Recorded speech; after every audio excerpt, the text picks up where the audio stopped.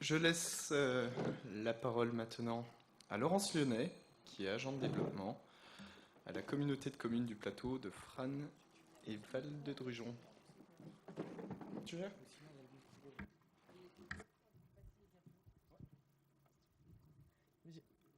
Alors, oui, voilà. Bon, donc, bonjour à tous et toutes. Donc, lourde tâche de terminer cette journée qui a été extrêmement dense dans nos échanges et puis ce qui a pu être présenté. Donc, effectivement, je suis chargée du développement local depuis 2004 à la communauté de communes Fran-Drujon. Donc, c'est un petit territoire rural de 6000 habitants situé donc dans le Haut-Doubs, pas loin de la frontière suisse. Ouais, c'est bon, tu peux y aller. Euh, Voilà, c'est pas le bon diaporama. Mais juste pour vous dire que dans ma formation, je ne suis pas gestionnaire d'espace naturel.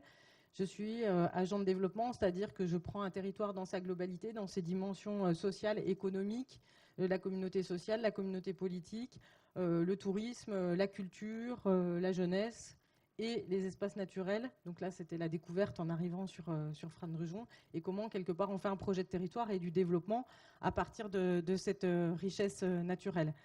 Donc le territoire n'est pas simplement une grande zone humide d'intérêt européen et international labellisée Ramsar, c'est aussi un territoire vivant avec une gare TGV, avec l'importance de la filière comté, de la filière sylvicole, hein, et un développement démographique très important, hein, qui est de l'ordre de 1,2% de population par an, et ceci lié étroitement à la proximité avec la frontière suisse.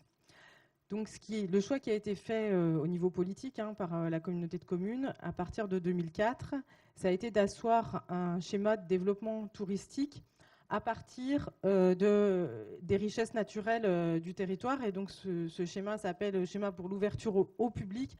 Alors là, j'ai fait une petite faute et elle est impardonnable, c'est que le au public, il est au pluriel, parce que les élus avaient tenu à ce que la dimension d'inclusion, et notamment des personnes porteuses de handicap, soit présente dès le départ de ce schéma. Et donc ça se traduit aujourd'hui par un réseau de 5 sites interprétés et aménagés, et des sites qui ont été choisis en fonction des impératifs naturalistes, de la connaissance, de la sensibilité des sites. Alors à la fois, il fallait qu'ils aient un intérêt, qu'il y ait quelque chose à montrer, mais en même temps, on est allé se placer en extériorité par rapport au site, en positionnant des belvédères, ou dans des endroits qui faisaient déjà l'objet d'une fréquentation, donc qui étaient déjà fortement anthropisés, et où on allait plutôt venir corriger ou influer la fréquentation, plutôt qu'ajouter une fréquentation là où il n'y en avait pas à la base. Donc, sur cette question de prendre en compte les impacts de la fréquentation et les retombées, je pense qu'une des premières questions qu'on doit se poser, c'est de savoir si cette fréquentation, dans quelle mesure elle est choisie ou subie. Pour bien connaître à la base les motivations des personnes qui viennent fréquenter nos sites. Alors là, j'ai que les chiffres des réserves naturelles, j'ai pas ceux de tous les espaces naturels, mais se souvenir que dans les réserves naturelles, on a 66% d'activités économiques, 36% d'activités forestières, 77% d'activités touristiques et 51% d'activités de sport encadré. Donc, n'ayons pas toujours, ou des fois cette idée que nos réserves sont uniquement des espaces naturels. Il y a des activités qui existent, et qu'est-ce qu'on a choisi et qu'est-ce qu'on subit comme fréquentation. C'est déjà la première question à se poser pour essayer de bien connaître les motivations à la base, donc loisirs, traditionnels. Est-ce qu'il y a des fréquentations qui répondent à nos objectifs, mais ne pas oublier qu'il n'y a pas que la fréquentation touristique ou celle qu'on a envie de voir, il y a aussi celle qui existe de toute façon. Et puis, il faut voir cette fréquentation de manière évolutive par rapport à ce qu'est la société aujourd'hui. Vous avez sûrement entendu parler de ce qu'on appelle le syndrome de manque de nature. Il y a des brochures qui existent, des études qui ont été faites à ce sujet.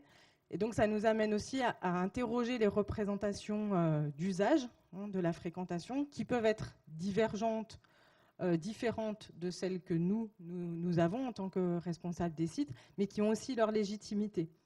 Et ça, si on n'arrive pas à se laisser bousculer par cette légitimité-là, si on ne la prend pas en compte, on ne peut pas non plus y répondre et orienter la fréquentation ou ses retombées.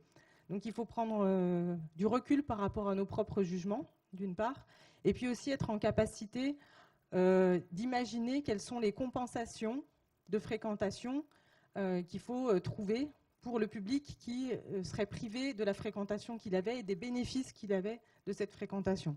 Et puis là-bas, je vous ai remis... Je t'avais dit que... Oui, d'accord, ok. Je vous ai remis l'escargot, le cadre conceptuel de la santé de nos amis canadiens. Donc au centre, c'est l'individu avec son bon état de santé. Et puis sur la courbe du temps et de l'espace, en bleu à l'extérieur, vous avez toutes les conditions extérieures au sens large, le cadre social, politique dans lequel on s'insère. Mais là, nos espaces naturels font partie de ce cadre-là déterminant des conditions de santé et de bien-être de la population. Il y a des appels à projets de l'Agence régionale de santé qui sortent en ce moment sur ces questions-là. Et donc, c'est une manière aussi d'insérer la fréquentation des sites et les retombées des sites dans des projets de développement de territoire, en les sortant un petit peu uniquement des retombées habituelles qu'on sait manier. Voilà. Donc, importance de qualifier cette fréquentation, la quantifier par comptage. Alors, quand ça marche, nous, on a 4 éco-compteurs, 2 sur la réserve et 2 sur le site ENS, et ça fonctionne, et c'est un très bon outil. Mais il faut aussi être en capacité de qualifier cette fréquentation, de savoir qu'est-ce qu'il y a derrière les gens qui passent. Nous, ce qu'on utilise comme outil, c'est, bon, outre la présence sur le terrain, aussi avec une activité de maraudage sur juin, juillet, août, c'est un livre d'or et puis des fiches remarques que les gens peuvent nous faire passer. Alors sur le côté, là, je vous ai mis des extraits du livre d'or. Je pense que tout le monde arrive à lire, très joli. Et pourquoi je vous ai mis cela en particulier? Parce que d'eux-mêmes, les visiteurs, et c'est intéressant, nous font le lien entre leur émotion de découverte, leur plaisir de la découverte et le confort d'accueil ou le sentiment de sécurité qu'ils ont trouvé à l'accueil du site. Et ça, ça a été étudié par nos collègues dans les réserves, notamment sur le cercle méditerranéen. Il y a un lien très étroit entre le sentiment de sécurité, de se sentir bien accueilli, bien orienté, et l'ouverture qu'on va avoir au message pédagogique qui nous est délivré sur le site. Donc c'est quelque chose qu'on doit absolument aussi avoir à l'esprit dans les aménagements et puis dans notre conception de la fréquentation. On fait aussi tout un travail de présence sur les réseaux sociaux, alors qui est extrêmement chronophage et puis qui peut un peu rendre dingue à des moments. Mais on a notamment mis la main sur la fiche Google du site, ça commence comme ça, et du coup on répond aux commentaires, on entre en interaction avec les usagers qui laissent des commentaires sur la page Google.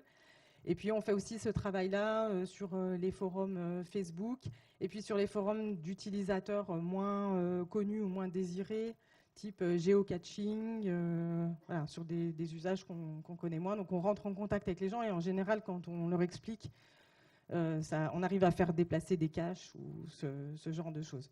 Mais il faut... donc voilà. Et tout ça, nous, on l'a consigné dans le plan de gestion. Donc dans les critères, on s'est donné l'ambition d'avoir des carnets de suivi, des tableaux de bord pour compiler toutes ces données, toutes ces remarques et les interpréter.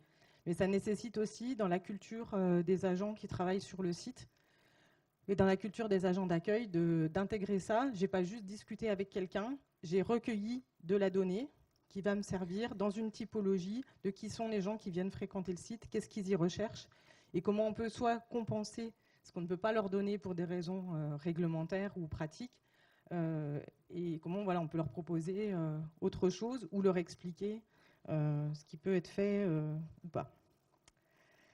On a eu aussi la chance, grâce au programme Life Tourbière du Jura, d'avoir une stagiaire qui a travaillé il y a 2 ans, donc l'été, sur les sites des Tourbières du Jura de manière globale, mais qui a administré... Alors là, les gens répondaient, ils choisissaient de répondre, elle n'était pas là physiquement. C'est pour ça qu'il n'y a pas beaucoup de réponses par rapport au nombre de visiteurs, parce que sur les Tourbières de Frasnes, on est autour de 18 000 visiteurs par an, pour un nombre de passages de 25 000, puisqu'il y a des gens qui passent 2 fois au même endroit, voilà, tout simplement. Donc 75 réponses. Et là, ce qui nous a intéressé dans les données, vous voyez, c'est le nuage de mots clés qui ressortent nature, biodiversité et eau. Donc là, on se dit que notre message pédagogique, il est quand même passé. Ça, c'est la bonne nouvelle. Et sinon, voyez ces chiffres, 45% des personnes interrogées aiment se promener dans les tourbières pour la beauté des paysages. Et quand ce chiffre-là sur les habitants, c'est 79%. Et ça, c'est un indicateur très, très intéressant. Ça veut dire qu'il y a une appropriation par le tissu local. Ça veut dire qu'il y a une fierté des habitants et qu'à partir de là, on va aussi pouvoir travailler sur l'image du territoire, sur ce qu'on renvoie comme message. Parce que si nous, on n'est pas toujours sur le site, il y a quand même très souvent quelqu'un du coin qui est en train de se promener, qui est susceptible de croiser quelqu'un qui, lui, n'est pas du coin et qui va donc, du coup, pouvoir faire passer un message. Donc l'enquête sur les retombées socio-économiques, elle est aussi allée assez loin. Bon, ça, c'était la commande dans le cadre du LIFE. Vous connaissez un petit peu les obsessions de l'Union européenne sur certaines choses. Il fallait essayer de voir quelles étaient les retombées sonnantes et trébuchantes. Donc il y a les chiffres de consommation moyenne d'un touriste en Franche-Comté, 36,50 €, le nombre de millions d'euros dépensés par les touristes en Franche-Comté. Bon, faut savoir que dans le Haut-Doubs, ça impressionne pas beaucoup parce que l'activité touristique, elle est très très marginale par rapport à l'activité économique du secteur. Donc on ne peut pas essentiellement se focaliser là-dessus. Et l'enquête allait aussi jusqu'à demander aux gens s'ils étaient prêts à consentir à un droit d'entrée sur la tourbière. Et là, je ne vous ai pas mis les chiffres sur la diapo, ça vous oblige à m'écouter. Quand on interroge les habitants du Doubs et du Jura, 73% refusent de s'acquitter d'un droit d'entrée pour la tourbière. Et on est à 46% pour les personnes d'extérieur. Bah, vous êtes en vacances dans un site, on vous dit qu'il va falloir payer pour y aller. Finalement, ça fait partie du trajet de vacances. Mais le 73% sur les locaux, en gros, sur les habitants du coin, celui-là, il doit nous alerter, surtout dans une période, voilà, je ne fais pas plus de commentaires, où la question de l'acceptation sociale des changements liés à la transition écologique ne va pas forcément de soi. Donc attention sur les notions de valeur et de prix, puisque les espaces naturels ont de la valeur.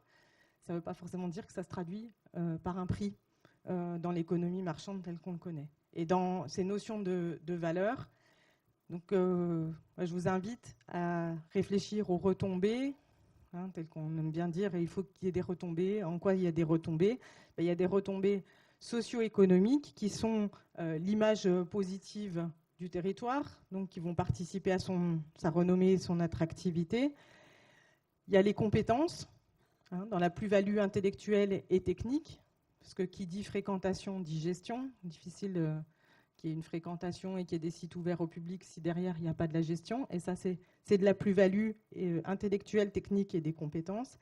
Des emplois indirects et directs, donc ça, c'est des fonctions d'emploi et de production. Et je pense que le maraudage tel qu'il nous a été présenté tout à l'heure, ça a aussi des retombées indirectes, même directes là pour le coup, sur l'emploi local pour les AMM qui sont embauchés. Il y a des retombées socio-économiques aussi sur la gouvernance, ce que j'appelle les méthodes de concertation et de médiation territoriale, parce que pour conduire cette ouverture au public, et vous l'avez démontré tout au long de la journée par les outils de participation, d'enquête que vous mettez en place, il y a des outils de concertation et de médiation spécifiques qui sont mis en œuvre et qui servent aussi dans l'image du territoire et à créer la communauté sociale et la communauté politique et les liens entre ces communautés sociales et politiques dont on a besoin pour faire vivre un territoire et pour que ça fonctionne bien ensemble tout simplement.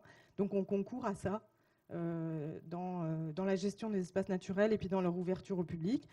Et puis il y a une fonction autour de créer des valeurs communes, un socle de valeurs communes, et ça aussi pour faire société, c'est quand même pas rien du tout que d'avoir des valeurs sociales sur le patrimoine, sur la notion même de loisirs ou d'espace récréatif, de moments récréatifs, de santé, de bien-être et d'appropriation de thématiques scientifiques et éducatives. Donc ça aussi, ce sont des valeurs qui font socle et qui sont des valeurs socio-économiques qui découlent de la fréquentation et de la gestion des espaces. Combien ? Moins de 6 000. Très bien. Alors là, c'est... avant d'en venir, donc on est toujours sur cette notion de fréquentation subie ou choisie, qu'est-ce qu'on fait de la fréquentation subie, comment est-ce qu'on la détourne, comment est-ce qu'on l'oriente autrement. Donc ça veut dire que déjà on a pris le temps de la comprendre. Et sur la fréquentation qu'on a choisie, je dis celle-là il faut la bichonner un maximum. Et j'ai voulu introduire la notion de nudge. C'est ce mot anglais qui veut dire le coup de coude. Et c'est ce qu'on utilise en aménagement du territoire, en aménagement des espaces. Le collègue l'a très bien expliqué avant, c'est qu'on va canaliser de manière passive. On ne met pas un panneau pour dire passez là, mais on induit par l'aménagement naturellement le côté où ça va être confortable de se situer, où on va avoir un intérêt parce qu'il y a un point de vue, il y a quelque chose à voir. Et c'est toutes ces manières d'inciter sans avoir que les gens aient le sentiment d'être contraints. Vous allez me dire, bon, c'est de la manipulation, mais comme c'est pour la bonne cause, on dit que c'est une incitation positive. Voilà. Et ça nous permet aussi de faire que les gens soient des acteurs du changement en les appliquant. Mais c'est des notions qu'on peut utiliser parce qu'on sent bien aussi qu'on ne peut pas contraindre en permanence les gens. Et juste sur la photo, là où on voit les jeunes collégiens qui sont assis sur un bloc, donc là on est sur l'espace naturel sensible du lac de Bouvran, le bloc il fait partie des aménagements. Il a l'air d'être tout à fait à sa place, ce bloc de calcaire, et d'être tout à fait naturel. Mais on est venu le positionner là justement pour que ceux qui ont envie de se tremper les pieds dans l'eau, de se rapprocher du lac, ils puissent le faire et puis se poser. Donc là, ils sont tous perchés dessus comme sur un refuge. Bon, c'est ça aussi des fois, tout simplement, l'aménagement. Ça veut dire, vous allez pouvoir venir vous poser là. Par contre, on n'a pas mis de table de pique-nique, on n'a pas induit autre chose, mais la pause, elle est possible et l'élément, il est quand même très, très intégré. Et donc après, sur le confort de la visite, ça rejoint ce que je vous disais sur bichonner nos visiteurs, parce que plus on va les inclure, plus on va prendre soin d'eux. Donc ça inclut aussi la démarche tourisme et handicap ou d'accessibilité. On n'est pas forcément obligé d'être dans le label. Plus on va ouvrir à notre message pédagogique, voire citoyen.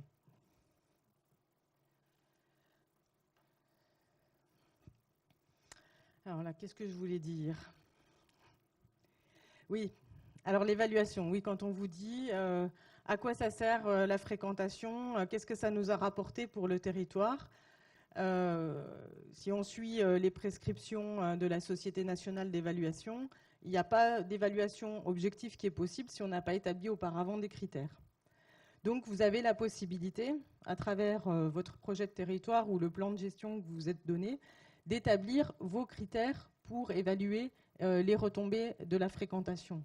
Donc ça, il faut absolument s'en saisir dans ce sens-là, hein, pour évaluer la valeur de ce qui a été fait ou de ce qui n'a pas été fait. Parce que des fois, décider de ne pas faire quelque chose, ça a aussi de la valeur. Et on peut le faire ressortir dans un plan de gestion. Donc c'est important de définir quels sont nos objectifs en tant que gestionnaire, quels sont nos objectifs de fréquentation, de pouvoir les hiérarchiser en plaçant toujours évidemment la protection du patrimoine naturel en premier, mais sans chercher à écraser les autres usages ou les autres valeurs qui sont mises dans le site. Et puis là, juste en une phrase, hein, sortir de cette fausse opposition en disant on fait des choses sous contrainte environnementale, on a fait du développement touristique sous contrainte. Non, il y a deux facteurs de production qui sont la nature et puis ce que nous produisons en tant qu'être humain dans les entreprises, etc., ce qu'on met en place. Donc on est aujourd'hui à une étape de nos connaissances et de la situation de la planète qui fait que c'est absolument dépassé de poser les choses en termes de sous-contrainte environnementale. Les deux facteurs de production support sont complémentaires et ne doivent plus être opposés à aucun moment. Donc on est dans la durabilité, la soutenabilité et la circularité. Donc on est sur deux fonctions de production complémentaires et non opposées. Donc quand on va chercher les retombées de la fréquentation, on est évidemment dans cette plus-value donc sociale, économique, mais qui sort de cette fausse opposition. Une minute ? Une ou deux ? Deux, d'accord. Donc après, comment nous on essaye de travailler pour être plus fin sur l'évaluation des retombées ? c'est nouer des liens avec les secteurs qui utilisent le site. Souvent, on croit qu'on les connaît, ces prescripteurs touristiques, les guides, ou ceux qui font du géocaching, etc. Mais en fait, on les connaît assez peu. Donc, on a tout un travail d'approche, d'inclusion de nos sites dans les références touristiques, ce qui ne va pas de soi, parce qu'on est répertorié au niveau espace naturel, mais pas forcément au niveau touristique. Nous, on a un partenariat très étroit avec l'Office de tourisme qui nous dit, du fait que vos sites sont aménagés pour les personnes à mobilité réduite, on sait aussi qu'on peut y envoyer des familles. On sait que c'est bien entretenu, alors on peut les envoyer en toute sécurité, pas toute l'année, mais presque. Donc ça, c'est aussi pour eux, c'est un facteur de valorisation. Et puis, c'est s'ouvrir aussi à tous les secteurs, les groupes de personnes handicapées, on en reçoit toutes les semaines, les EHPAD. Et puis là, on a fait, comme nos collègues du Morvan, on s'est mis dans la peau des personnes avec un handicap, par exemple, visuel. Et on a visité notre site, soit en fauteuil roulant, soit à l'aveugle.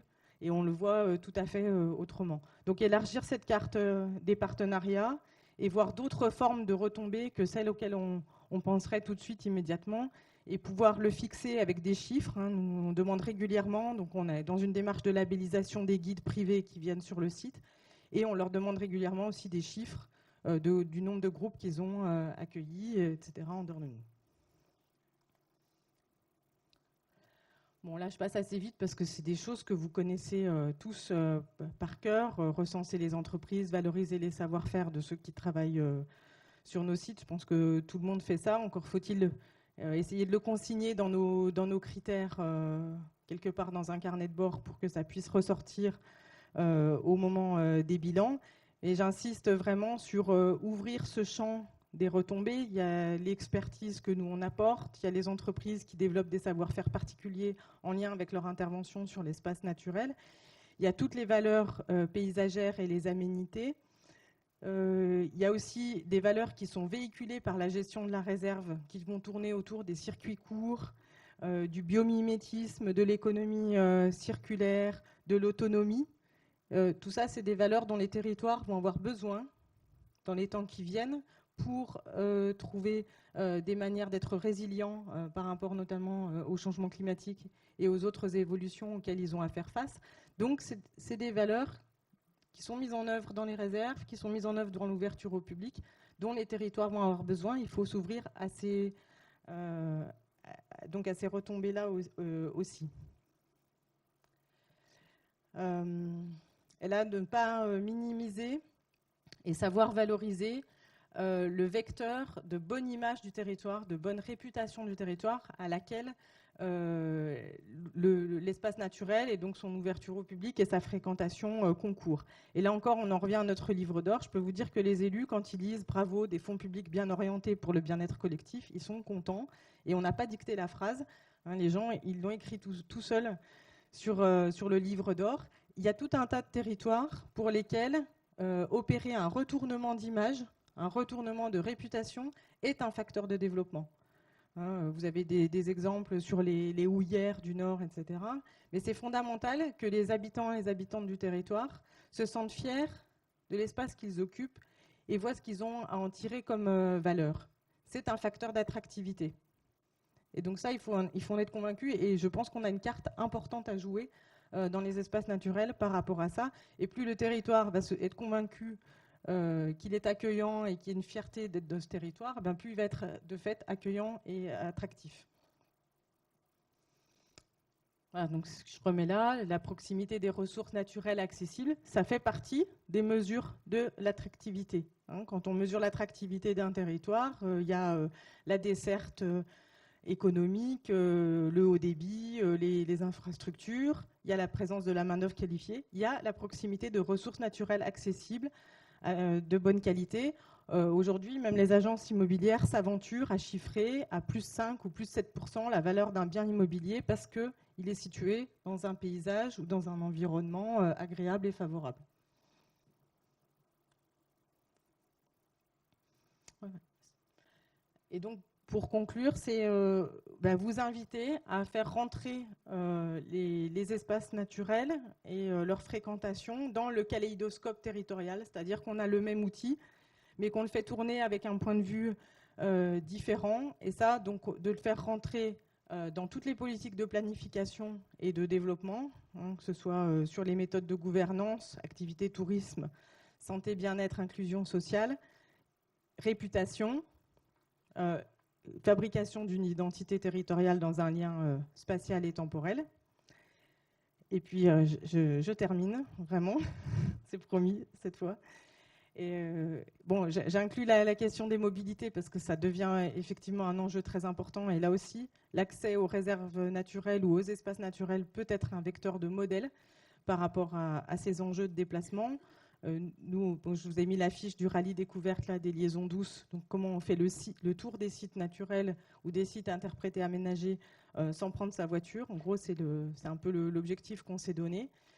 Et puis, vous invitez aussi dans cette démarche d'ancrage territorial, finalement, à avoir une position de lobbyiste, de s'intéresser aux autres politiques du territoire pour qu'on s'intéresse aux vôtres. Voilà. Ça permet aussi de mesurer les retombées. Et puis, là, je n'ai pas voulu faire des grands tableaux avec des critères d'évaluation, mais on en a dans l'étude LIFE, on en a dans notre plan de gestion. Et vous avez aussi l'outil de la boussole bernoise sur le développement durable qui peut vous être utile pour créer des critères d'évaluation qualitatifs et quantitatifs des retombées. Donc voilà, c'est des références que je tiens à votre disposition. Excusez-moi d'avoir été un peu long.